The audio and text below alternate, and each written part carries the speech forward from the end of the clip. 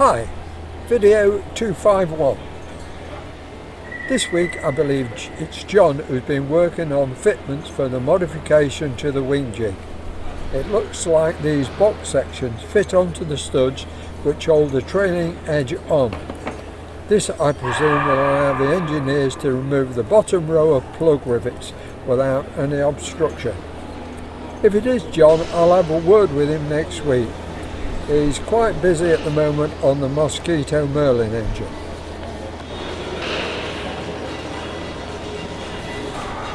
Phil answers a comment on the metric rivets. Gerald talks about becoming a member of the Caterpillar Club. I'll start with Chris and the fuselage node from Just Jane.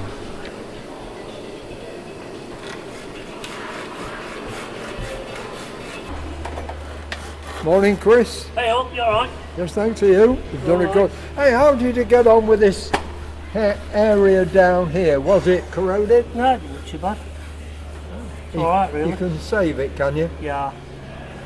Yep, I reckon. You've got a join there, I've only obviously. put that in there just to keep it steady, stop it. Yeah.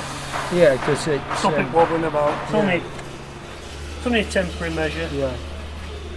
Yeah. Bit of corrosion up there. Yeah, that's getting changed. Some of the holes are atrocious. But I think here, where you had your floor panels here, yeah, and then screwed into this with the little pegs for the cushions. And I think over the years when they come loose, we just moved them a little bit. Yeah, so just open the hole, holes are all over the shop. Yeah. So, yeah, a lot of these will be getting changed anyway. Yeah. Yeah, you've only got two, as you said last week, only got two large formers, haven't you? Or frames, or whatever you like to call them. Yeah, formers, so that's this one. And even that one, obviously. So there's only one really that goes all the way around. Yeah. Which is not bad. I'll have to get Dave the Rave to show me how to do it, because I've never done them before, so... Yeah. And is this aluminium? Yeah. It has a steel insert inside. Yeah. Oh, I see, yeah. And you'll be able to save it, do you think, well, so far? I think it's proper discoloured, like it's not pitted with corrosion, but it looks a bit rough. Yeah. So I've given it to Bob. So I think Bob's going to look at getting a replacement. Oh, is and figure a way of putting this curve on it, because once you've bent it through 90 degrees, it's getting that curve on it, isn't it, to conform to that. So he's going to look at that, get that sorted, and then... So these are the main areas of concern, really, this floor bit. Yeah. You know, that particular. So it's not too bad. Yeah. But I'm just picking away, I've just took out all these brackets. There's some substantial brackets in here for the Rebecca antennas. Rebecca aerials. Yeah. And it's quite, when they put it together, when they made it, I think, how they put it together, this shroud on the back of the turret, I don't think that would have been fitted, so you can get to it quite easily, you know what I mean? Yeah. So I didn't want to take that out yet, so I'm starting taking these brackets out, so I can start to get the Rebecca antenna brackets off, and then bead blast them. They look alright, so stuff that we can save, we're going to save. The nuts and bolts, are they? Put back in, yeah. So the nuts and bolts, 2BA nuts and bolts here at this end, but here, these screws. Made out of butter. Do you think that? Yeah. Do you think it's afterthought or it's been replaced? They're all like that. Somebody said I'll have a crack here. What I'll do is I'll put a stiff nut on, and I'll put these little butter screws in, because they might as well be made. I put a screwdriver in it, and I thought I'm going to round these off if I'm not careful. I've done a couple where they just weren't budging, but I've managed to get new ones. Yeah. Probably bolts would probably be better. Do you know what I mean? But I'd like to think that once it goes back together, it's not coming apart again. Yeah. So I might put butter ones back in for the next blow. You know what I mean? Hey, you might be the next bloke in 20 exactly. years' time. It's deja vu, this, isn't it? I've done my head again. Oh. Yeah. I see you've lifted it well off the ground now. Well, yeah, we'll need to get under here, because there's a panel that sits in the bottom. And I made a new one. So this one's got a big joggle in it, and that's where your steel plate goes under that. Yeah. Comes under and then up that way. Will you be able to joggle it? That sits in the bottom. Well, I've had a look at it. I mean, I mean, the French one, when we took the French one apart, all this had all disintegrated Yeah. because of the dissimilar metal and all that kind of stuff. Whereas this one, it's not badly corroded at all, really. You might have to save it then. Might be able to. It's just, thing is when you bend it over, you got to get a shrinker stretcher because it goes like a banana. Yeah. But then you got to put that lip on. Yeah. So you probably struggle to get that lip on it because you can't get it in the shrinker. No, you can't. Do you know what I mean? No, So, you can't ideally- stretch it or shrink it, Yeah, can ideally, try and keep what we can keep. You know what I you? mean? Yeah. Oh, right. You know what I mean? And these are all the other bits you've had Yeah, so lovely. clean. Yeah, so they're all right. You know what I mean? I won't like try and make another one of them. Yeah. You know what I mean? Yeah. There's a lot of wasted metal in scrap bin and a lot of swearing going on. Yeah. I guess they'd be pressed out, wouldn't they? Yeah, I'd have thought so, yeah. So I'll be able to use them again, which is good. Yeah. I mean, immersion switch, cover. I took it apart and give it a good clean up because obviously you look at shape of that. With a little leather foot stains on, so I'll use that again. Yeah. I'm trying to save what I can save, you know. I mean, obviously the floors are shut up. If you look at the state of some of these pants, you know what I mean? There's holes all over the shop. Yeah. Yeah. Will they be able to save those shaped panels at the top? I think so. I'm going to do. It's not a case of will I'm going to do. I'll be careful taking the rivets out so I don't elongate any holes. Yeah. And I'll coming off them and I'll throw them in bath. Yeah, because they're a good shape, aren't they?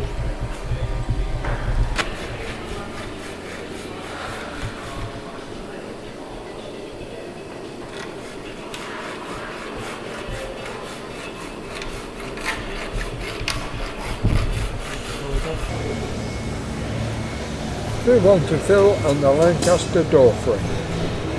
Oh, that's what I was looking for. I thought you might have got this one in place. But, No, I finished doing the cuts, right? The problem we've got now is I've now got to cut the slots in the aircraft. And they've got to be absolutely bob on.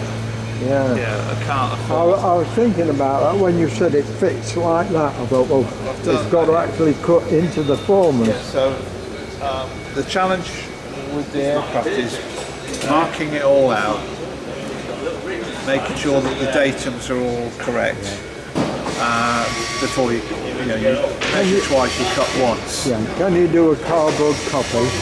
Actually, yeah, I see what you're saying. You've got a template. Template, yeah. Well, in actual fact, what I'm going to use this is the old, one of the old reinforcing formers, right?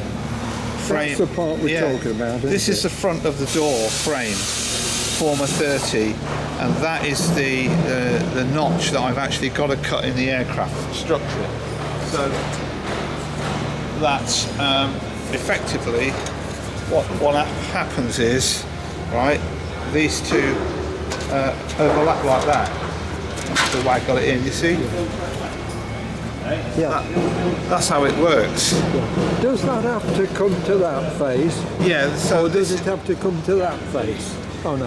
this is, well, in actual fact, Custom. this isn't the right stringer for this. I'm just No. demonstrating Oh, I the see. principle. Yeah. But when the right one goes in, this ends up flush with the outer skin. Yeah, because So- it doesn't really matter, does it? Yeah. So what I'm going to be using is using these as a reference and a datum to actually measure, mark out, and then cut out those in the aircraft. But you can see the angle. Yeah. So it's the angle is critical. Yeah. So this is the actual bottom of the. There's two slots there. Look, this is this is the step of the aircraft where you get in, the lowest step. So But there isn't imagine, a flat surface for you to read it from. No, is there isn't. You see that one is actually right angles or perpendicular to this face here, but this one actually goes in at a funky little angle, but it's actually where you put your foot when you step in. So that's the doorstep. So this is what I'm going to use as a datum. This is why we want no tolerance.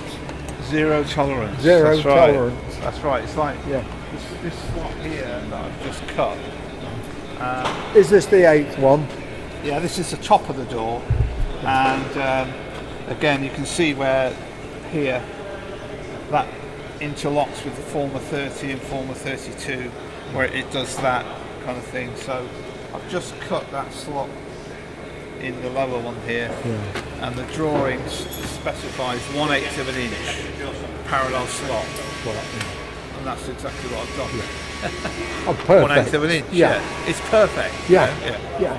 It's better than perfect. It's actually probably to a higher standard than they were doing in the war, because they were mass producing With the stamped out and everything. they were actually these were not stamped out, they were cut out by the people, but the people who were doing these that was their part. The rear fuselage was probably their part of the aircraft. They've probably made about over 100 of these rear fuselages, so these people were knocking these out each week. So they must have a pattern to fit on the back. They became very familiar with the task. We're actually doing it, everything we're doing it for the first time, all by hand as well. So, I tell you what, I've got a question. I thought of this in bed the other night. They've done the riveting. You've had all the frames and all the skids have been painted. Will you paint the tail of the rivet after it's been squashed? Good question. We should be painting the heads of the rivet because you paint the heads on the outside. Once it's all riveted, it will then get blown on the inside, won't it? It paints the inside and the outside, so it'll all get covered. It'll get covered. Yeah. So the painter always said he has a job to rub it all down. So all the inside with all the nuts, nicks and crannies, it's going to take some rubbing down, isn't it? Well, he's already etch primed it, which is an acid primer to protect the surface of the aluminium. Then he's top coated it with the green. So they've already had their 2 coats of paint. So really, I don't know whether he'll need to key in everything again. But I think this coating will just be to blow over the rivets. The tail of the rivets. But he's assured that the actual proper surface protection has already been applied. In actual fact, Dave's just about to do some, done some priming there. You might have a chat to Dave about, look at the primer that they use. I don't know anything about paint, because the painter's not here. Well, I thought it was Leonardo da Vinci last week. Didn't he do some painting? Leonardo da Vinci, that's right. We couldn't think of his name. Leonardo. But the etch primer is actually a primer that's got a mild acid in it, and it draws in chromate into the surface of the aluminium. And chromate protects the aluminium from corrosion, from oxidisation. There you go. We've got a noisy Lancaster outside. There's your etch primer, which is your corrosion inhibitor for the one, and then the top coat is Avro Green. 2 coats of paint. Double protection. Right, lads.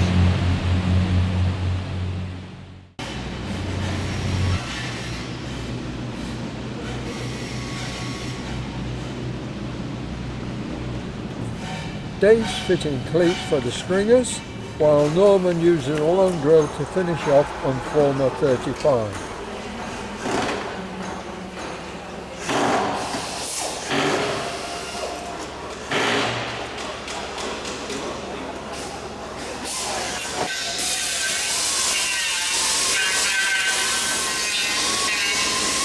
How many formers have you done there, Dave? Sorry? How many formers have you joined together? They're all done now. I'm just attaching the little brackets to the stringer. Oh, I see. Oh, right. Oh, good. With Norm out of it. Yeah. You've been trying to get on stringers for a couple of weeks now, Dave, haven't you? Yeah, he's finally let me on. Yeah.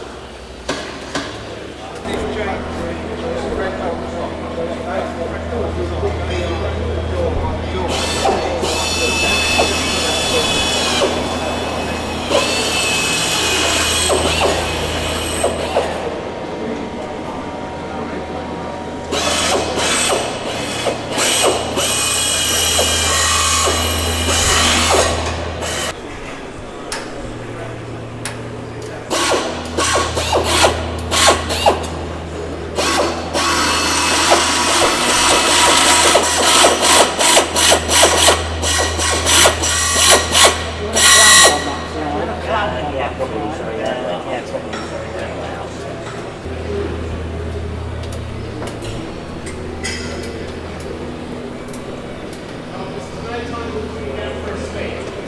wish.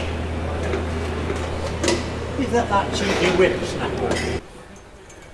Ada and Andy are working on the front turret from Just Jane. We're dismantling the cupola. I see that, yeah. Oh, what, the frame altogether? Well, not all. Well, Well, we're going to strip it right back to bare metal. we're trying to get it into small enough bits that we can get in the paint stripper. Yeah. And then we can strip it, and then we can see what we're up against, because it looks quite horrible. Oh, did it? It looks a Are lot they worse. just U-shaped pieces? Or it's, No, they're it's box. solid. Box, Oh, it's yeah, box box. section. No, it's Oh, box section, yeah. that'll be a bit of a job to bend, won't it? Well, bending box is really hard. Yeah. On the display ones, I don't use box. No. I use bar, so it's a lot easier to bend. Well, Yeah. you got more control over the bend, because this stuff Yeah. just collapses. Yeah. You have to try and bend it. So yeah, that's we're taking it. At the moment, we're just trying to separate it into two halves. Well, this bit and then the two halves, because then we've got a fighting chance of getting it in the paint stripper. Yeah. We get it in the paint stripper, clean it all off, and then we can have a look at and see what we're up against. Has this one got a couple of bends in it, or is it something which has happened to it? No, it's supposed to be like that. So yeah, it bends that way and that way. But it's kind of got an S. That's correct. You know, that profile is And a correct. twist as well, isn't it? Yeah. It's a complex thing. That's why I don't want to have to do them again, really. Yeah. So yeah, it's quite complex. But yeah, if we can get it apart, and then we can get it all cleaned up and see what else there is. The back. I've got a pan. Hang on a sec. The back of it is got the sheets, the skins is done with this kind of lap panel is done with skins. Oh yeah. So they're already in the bath. Yeah, what I was thinking, probably ought to ask the drone. Go on now.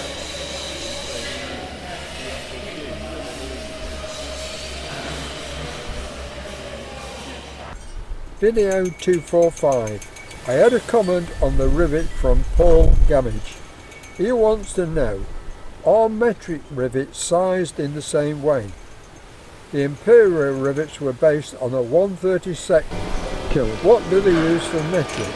Yeah, you did say that the French or the European still use the 32nd, but do it in millimetres. Correct. Yeah. So for example, A a 1/8 rivet is 125. is 1/8 rivet, right? Is 3.2 millimeters. So guess what size the hole is on a Tornado, which is metric? 3.2 millimeters. 3.2 millimeters. Yeah. So they've called it 3.2 millimeters, but they're actually using an 8 rivet. Right. So the other one is 532. Right. In fact, here's the actual rivet sizes here. Look. Yeah. Imperial. Look. 3/32 is 2.4. 1/8 is 3.2. 5/32 of an inch just happens to be exactly 4 millimeters. Would you believe? Yeah. The next one up is 3/16 of an inch is 4.8 millimeters, and then 1/4 of an inch is 6.4 millimeters. Yeah. So, there are some rivets that are 5.2 millimeters that are special rivets on like the Tornado, but the majority of the rivets on a Tornado that are solid are either 4 mil, which just happens to be 532, or they are 3.2 mil, which just happens to be an 1/8. Yeah. So I'm still thinking that the Americans are all Imperial. We are still using Imperial rivets, but we've converted them to the nearest metric size. So, for example, if the French were, if the Europeans were totally metric, you'd think the rivet sizes would be 3 millimeters, 4 millimeters, 5 millimeters, 4.5, 3. Yeah. Yeah. So an oversized 4 mil rivet on a Tornado, for example, 536. is 4.5. Yeah. So an oversized 3.2 rivet is 3. I think it's 3.4. Then you have 0.1 of a millimeter to allow the rivet to expand inside the hole. So here's the final piece of information for you.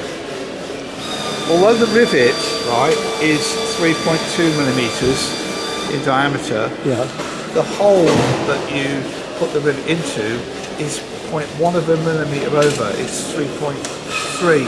1 of a millimeter diameter. 1 of a millimeter over. Do you know why? No. It's as the solid rivet expands, it gives it a little bit of wiggle room to expand and form a good solid seal and not raise any stress raisers.